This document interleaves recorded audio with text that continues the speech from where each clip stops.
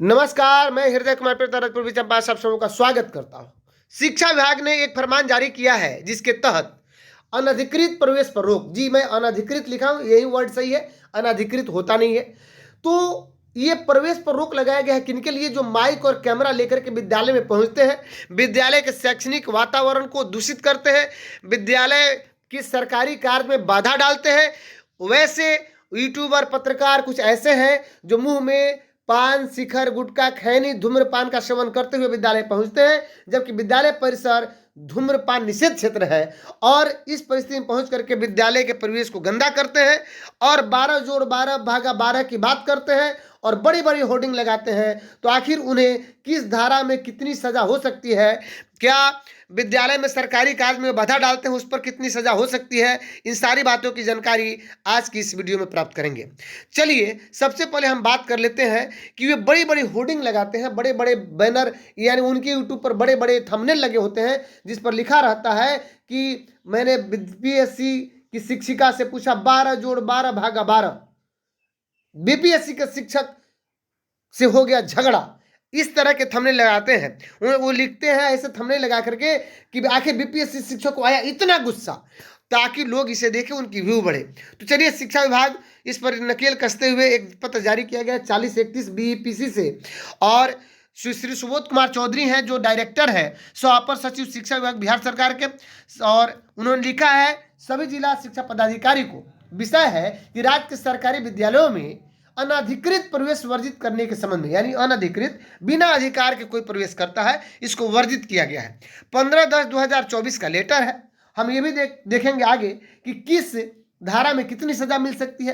तो अगर आप मेरे चैनल पर नए हैं तो प्लीज मेरे चैनल को सब्सक्राइब जरूर कर लीजिएगा। अगर अंत तक की वीडियो आपको अच्छा लगे तो सबसे अधिक अपने मित्रों को शेयर कीजिए, ताकि आप अपने अधिकार के बारे में जागरूक हो सकें। और यहाँ पे जो शिक्षक को टारगेट किया जाता है, या वैसे शिक्षक को या वैसी महिला शिक्षक को देख कर कहीं टारगेट किया जाता है जो शायद हो सकता है कि जिनका शैक्षणिक विकास उस तरह का न हो, और अचानक उनकी हार्ट बीट बढ़ जाती हो, उस तरह के उनकी अपेक्षित उत्तर नहीं दे पाते हो, उनको टारगेट किया जाता है, उनसे प्रश्न किया जाता है। तो आइए हम देखते हैं कि उपयुक्त विषय को अंकित करना है कि विगत में देखा जा रहा है कि विभागीय आदेश के बिना कई संस्था के प्रतिनिधि व्यक्ति विभिन्न उद्देश्यों तथा विभिन्न उपकरण यथा माइक, कैमरा आदि के साथ विद्यालय परिसर में जाकर वहां के शैक्षिक कार्य में बाधा उत्पन्न कर सकते हैं।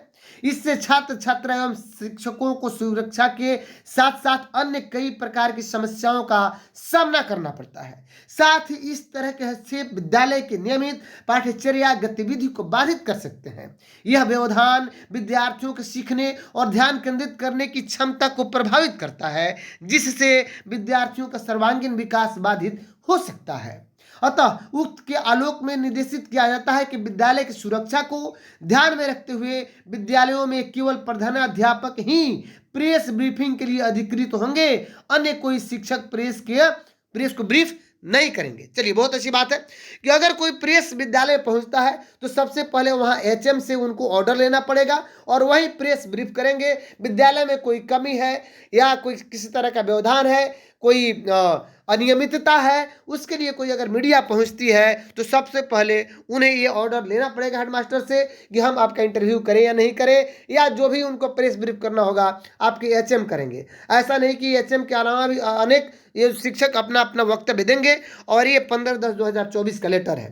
तो आइए अब आगे देख लेते हैं कि आखिर किस धारा में कितनी सजा का प्रावधान है।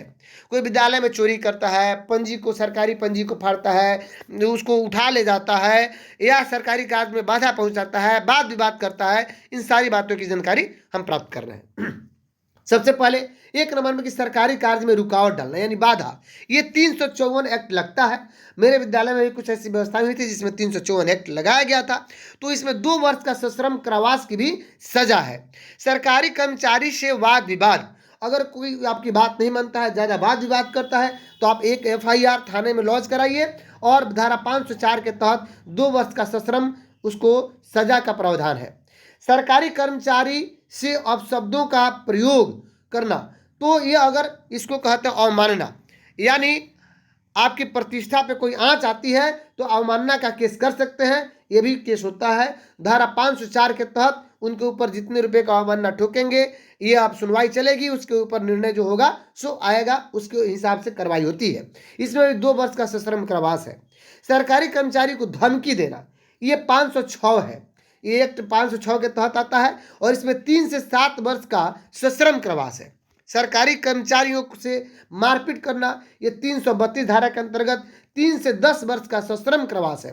सरकारी कर्मचारी से वसूली मांगना, ब्लैकमेल करना, इसमें 383 एक्ट, 384 और 386 एक्ट के तहत 3 से 10 वर्ष का सश्रम कारावास है।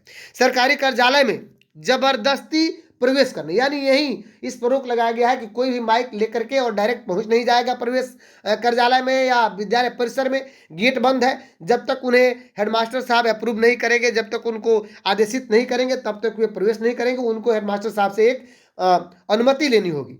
तो धारा इसमें 420 के तहत 2 वर्ष का सश्रम कारावास है। सरकारी संपत्ति का नुकसान पहुंचाना, सरकारी संपत्ति को अगर नुकसान पहुंचाते हैं तो धारा 378 के तहत 3 वर्ष का सश्रम कारावास है। सरकारी दस्तावेजों का चोरी करना, अगर चोरी करते हैं तो धारा 378, 379 के तहत 3 वर्ष का सश्रम कारावास है। सरकारी दस्तावेजों को अगर फिर नुकसान पहुंचाते हैं, इसमें भी 378, 379 के तहत 3 वर्ष का सश्रम कारावास है। हमारे बगल कहीं एक विद्यालय में इस तरह की घटनाएं हुई थी, जिसके तहत हेडमास्टर साहब के द्वारा FIR लॉन्च कराया गया है। चलिए, अनधिकृत व्यक्तियों का जमाव, यानी जमावड़ा नहीं हो सकता। जब विद्यालय में कक्षाएं संचालित हो रही हैं ससमय, तो धारा 141, 143 के तहत विद्यालयों में अनधिकृत व्यक्तियों का जमावड़ा सही नहीं है, उसके तहत उन्हें 6 महीने का सश्रम कारावास हो सकता है। और सरकारी कार्यालय में गड़बड़ी करना, बल व हिंसा का प्रयोग करना, अगर इस तरह की बातें होती है तो धारा 146, 148 और 150 के तहत 6 महीने से 2 वर्ष का सश्रम कारावास हो सकता है। तो इसलिए जो विद्यालय में बहुत सारे ऐसे यूट्यूबर या कुछ ऐसे लोग हैं, और जानते हैं बहुत सारे लोग, मेरे विद्यालय में भी एक व्यक्ति आए थे जो मुंह में गुटखा दबाए हुए आए थे, जिनसे मैंने पूछा था कि what will be full form of MIT। उन्होंने कहा था मैं MIT से पास किया हूँ। मैंने पूछा कि MIT का फुल फॉर्म क्या होता है, उनको MIT का फुल फॉर्म भी नहीं आ रहा था। तो इस तरह के ऐसे लोग हैं जो मुंह में गुटखा, शिखर, पान दबाए हुए आते हैं और आपसे अनधिकृत रूप से सवाल पूछते हैं, तो इस पर विभाग ने रोक लगाया है। तो ये वीडियो आपको अभी तक अगर अच्छा लगा हो तो सबसे अधिक अपने मित्रों को शेयर कीजिए, ग्रुप में शेयर कीजिए, अपने अधिकारों को जानिए और साथ में आपके कर्तव्य हैं, अपने कर्तव्यों का भी पालन करें। क्योंकि हम शिक्षक हैं तो हमारा कर्तव्य ये बनता है कि सबसे पहले का अच्छा संचालन बेहतर ढंग से संचालित करना। तो चलिए, अगर आप मेरे चैनल पर नए हैं तो फिर मेरे चैनल को सब्सक्राइब जरूर कीजिएगा, अगर इसे शेयर कर दीजिएगा तो और अच्छा हो जाएगा। मिलते हैं नेक्स्ट वीडियो में, तब तक के लिए थैंक यू।